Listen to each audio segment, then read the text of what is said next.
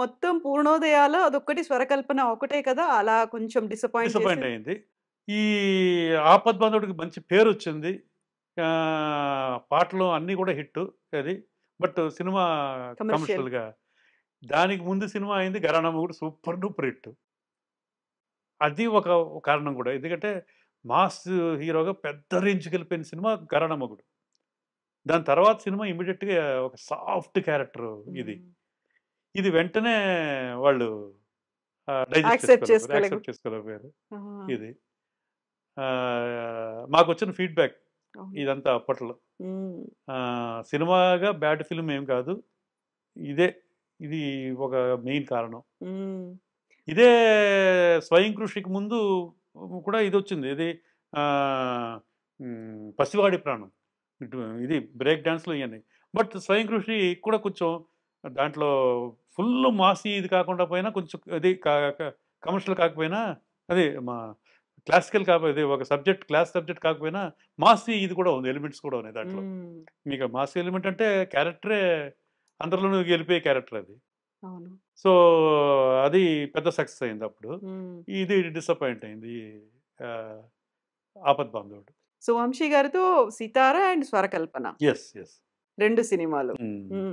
So, ఎలా అయితే music డైరెక్టర్స్‌కి different different హ్మ్. ఆప్షన్స్ ఆ తర్వాత క్లాసిక్స్, బ్లాక్ బస్టర్స్ రావడానికి ఒక స్కోప్ అనేది పూర్ణోదయ ఇచ్చిందో, హ్మ్. డైరెక్టర్స్ కూడా అలాగే ఇచ్చింది కదా! అటు ఇచ్చిందండి. 'విశ్వనాథ్' గారు, 'భారతీరాజా' గారు, 'భారతి' కొమ్మినేని శేషగిరిరావు అదొక సినిమా. హ్మ్. 'విశ్వనాథ్' గారి తర్వాత మళ్ళీ 'భారతీరాజా' గారు, 'వంశీ' గారు హ్మ్. ఇంతమంది. హ్మ్. ఇది. సో, చాలా మందిని అందించింది పూర్ణోదయ. కాకపోతే హ్మ్. నేను విన్నది ఒక డ్యూ రెస్పెక్టో లేకుంటే ఒక డ్యూ అనేది ఉంటుంది కదా! అది ఇంకా పూర్ణోదయ పిక్చర్స్‌కి తెలుగు సినీ హ్మ్. చిత్ర పరిశ్రమ నుంచి రాలేదు అనేది నిజమే అంటారా? నిజమే అండి అది. నాన్నగారికి, పూర్ణోదయకి రెండిటికి కూడా. రాలే. అంటే నాన్నగారికి రావాల్సిన ఇది రాలేదు. హ్మ్. అంటే మీరన్నది అదే కదా! అది ఆయనకి రావాల్సిన గుర్తింపు గుర్తింపు. ప్రభుత్వం తరపు నుంచి. వచ్చి కొన్ని ప్లేయర్స్ వలన పోయిందండి. 'రఘుపతి వెంకయ్య' అవార్డు. హ్మ్. అప్పుడేమో కంటి తుడుపుగా స్పెషల్ అవార్డ్‌నిచ్చారు. ఇది. ఇయన్నీ జరిగినియి కొన్ని. హ్మ్. అది ఇంకా ఇప్పుడు చెప్పి కూడా అనవసరం ఇంకా. అవును. ఇప్పుడు ఆ! తెలుగు చిత్ర పరిశ్రమ ఏడిది నాగేశ్వరరావు గారు, పూర్ణోదయ పిక్చర్స్ హ్మ్. కలకాలం సినిమా రంగం ఎప్పటి వరకు ఉంటుందో హ్మ్. అప్పటిదాకా నిలిచి ఉండే కళాఖండాల్ని ఇచ్చారు కదా! హ్మ్. ఎలా రిసీవ్ చేసుకుంది?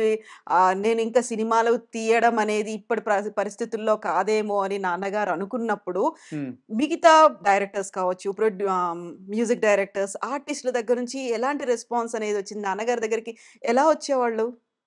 అంటే ఇదే తీస్తే బావుంటదండి. మంచి కథలు తీసుకొచ్చేవారు. ఇది మీరు మీ దీంట్లో చెయ్యాలండి. ఇలాగ చేస్తే బావుంటది. మంచి సినిమాలు రావాలి. హ్మ్. మీలాంటోళ్ళు మళ్ళీ తీయాలి. అని అన్ని చోట్ల నుంచి వచ్చేవారండి. అది. అది ఒక పెద్ద హీరోలు అడిగేవారు. హ్మ్. ఇది మళ్ళీ డైరెక్టర్సు మన విశ్వనాథ్ గారు ఆయన ఆయన కూడా రిలాక్స్ అయిపోయారు అప్పటికి. విశ్వనాథ్ హ్మ్. గారు కూడా కొద్దిగా ఆర్టిస్ట్‌గా బిజీ అయిపోయారు ఆయన. హ్మ్.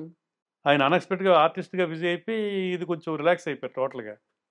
సో, ఆయన అలా రిలాక్స్ అవ్వడంతోటి నాన్నగారు ఇక ఆయన ఉంటే మనం ఆహ్, డైరెక్టర్‌గా ఉంటే మనం ఇంకా ఏదైనా చేసుకుంటూ ఉండొచ్చు. ఇంకా హ్మ్. మిగతా వాళ్ళతోటి ఎక్కువ మనకి అటాచ్‌మెంట్. ఇది కుదురుద్దా బాండ్ అని. బాండింగ్ ఇదంతా హ్మ్. కుదురుద్దా అని ఇలాంటి డౌట్స్ ఈటిలతోటే చేయడం అలాగా చేద్దాం చేద్దాం అనుకుంటూనే అలాగా స్లో అయిపోయింది. హ్మ్. ఇది. ఒక చిన్న పాజా? అది బ్రేక్ అట్లాగా అనుకోవాలా? ఫుల్ స్టాప్ కాదది. ఫుల్ స్టాప్ అయితే కాదండి. ఫుల్ స్టాప్ అయితే కాదు. ఆ! అది. అది డెఫినిట్‌గా ఒక చిన్న ఒక బ్రేకే. Long break. చిన్న లాంగ్ బ్రేక్ బ్రేక్ అండి. కాదు. 32 ఇయర్స్ కదా అది. చిన్న బ్రేక్ కాదు. Long break. హ్మ్. అది. బట్ వస్తదండి. మంచి సినిమా వస్తది. ఆ తర్వాత ఒకవేళ 'విశ్వనాథ్' గారు దొరకలేదు. హ్మ్. 'వంశీ' గారున్నారు కదా! 'వంశీ' గారితో ఎందుకు తీయలేకపోయారు? వంశీ గారు ఇక అలాగా డైల్యూట్ అయిపోయింది టోటల్‌గా. హ్మ్. వంశీ గారు ఎప్పటికి ఇప్పటికి మాతోటి ఇదిగానే ఉంటారు. ఫ్యామిలీ ఇదే అంతా. ఎందుకో అలా డైల్యూట్ అయిపోయింది టోటల్‌గా. ఇప్పుడు 32 ఇయర్స్ అనేసరికి 'పూర్ణోదయ పిక్చర్స్' లేకుంటే నాన్నగారి లెగసీని మీ ఇద్దరు కంటిన్యూ చేస్తారా? లేదా? ఇలాంటివన్నీ ఉంటాయి కదా! హ్మ్. ఆలోచన ఉందో లేదో ఎందుకులే మనం టచ్ చేయడం అని దూరంగా ఉండేవాళ్ళు కూడా ఉంటారు కదా! అవును. ఇందాక అన్నారు గదా మీరు. అదే. అన్ని కన్‌ఫ్యూషన్స్ అన్నీ ఉన్నాయి. అన్ని అన్ని రకాల దీంట్లోను కలగలుపుగా హ్మ్. కలగాపులగంగా ఉంది టోటల్‌గా. ఆ! బట్ తీస్తామండి. తీయడం అయితే డెఫినిట్‌గా తీస్తాం. హ్మ్. అది.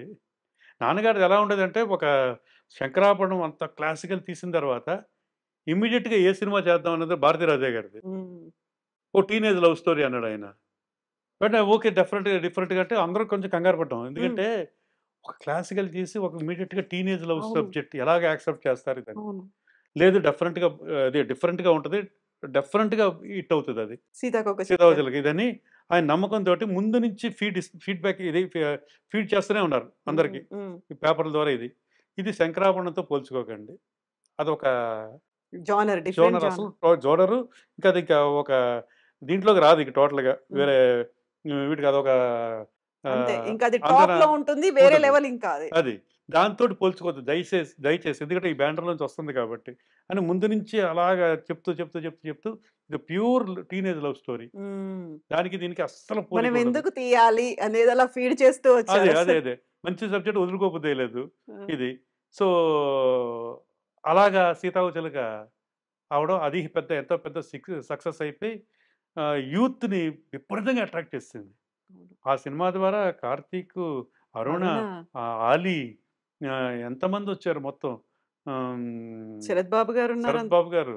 ఆహ్, ఇప్పుడు నేను కూడా ఒక చైల్డ్ ఆర్టిస్ట్ దాంట్లోనే. హ్మ్. ఆహ్, అలీ అండ్ మీరు ఇద్దరు ఉన్నారు. అదే.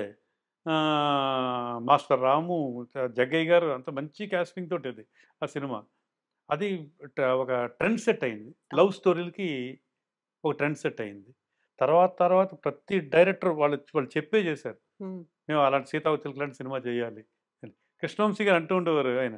నేను ఎప్పటికైనా చేద్దాం అనుకునేవాడిని హ్మ్. 'సీతాకోకచిలుక' లాంటిదని. అలాగా రామ్ గోపాల్ వర్మ గారు కానీ అందరూ కూడా టచ్ చేశారు అయి. హ్మ్. అది ప్రేమ love subjects, teenage love subjects ఇయన్నీ. 'సితార' కూడా ఒక ఎక్స్‌పెరిమెంట్ లాగా తీసిందే బాగా కదా! అది పొయిటిక్ ఇది టోటల్‌గా సినిమా. అవును. సైలెంట్ పోర్షన్ ఎక్కువుంటది దాంట్లో. దాన్ని పొయిటిక్‌గా చేసాడాయన. దానికి తగ్గట్టు రికార్డింగ్ అద్భుతంగా హ్మ్. ఎవరు 'ఇళయరాజా' గారు. హ్మ్. ఆ సినిమాతోటే వాళ్ళిద్దరికీ అంత బాండింగు ఏర్పడింది.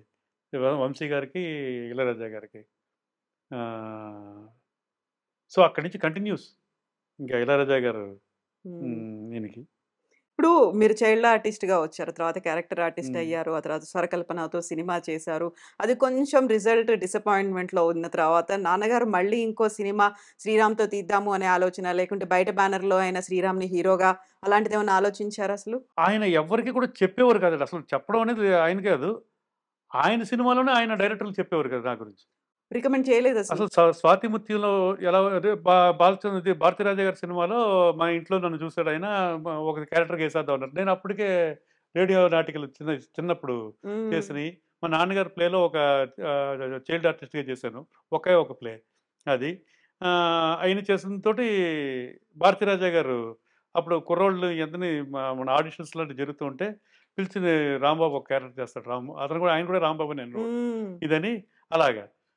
సే ఇది దాని తర్వాత 'సితారా'లో నేను వంశీ గారుని అడిగే చేశాను. అప్పుడు నాకు ట్రైనప్ ఇచ్చారు. హ్మ్. ట్రైనింగు కొంచెం, కొంచెం పెద్ద క్యారెక్టరు అంటే 'సీతాకోకచిలుక' అంటే ఆడుతూ పాడుతూ వెళ్ళిపోయేది. అవును. ఇది కొంచెం